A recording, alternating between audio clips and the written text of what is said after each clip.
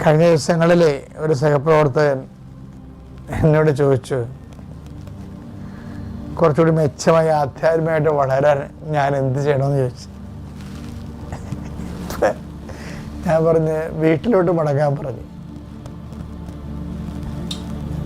എന്താ കാര്യം വെച്ച് കഴിഞ്ഞാൽ നമ്മൾക്ക് പല പല നമ്മളുണ്ടല്ലോ, നമ്മളുണ്ടല്ലോ. എന്താ വെച്ച് കഴിഞ്ഞാൽ സമൂഹത്തിൽ ഒരു നമ്മളുണ്ട്, അല്ലേ? സ്കൂളിൽ, കോളേജിൽ, അവിടെ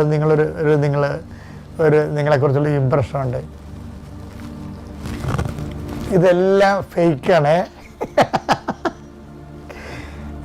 നിങ്ങളുടെ കമ്പനിയിൽ, ഹോസ്പിറ്റലിൽ നിങ്ങളെക്കുറിച്ചൊരു ഇമ്പ്രഷനുണ്ട്, പുറത്തേക്ക് അത് ഫേക്കാണ്. ഫേക്ക് അല്ലാത്ത ഇമ്പ്രഷൻ ആരുടെ ആണെന്നറിയാമോ?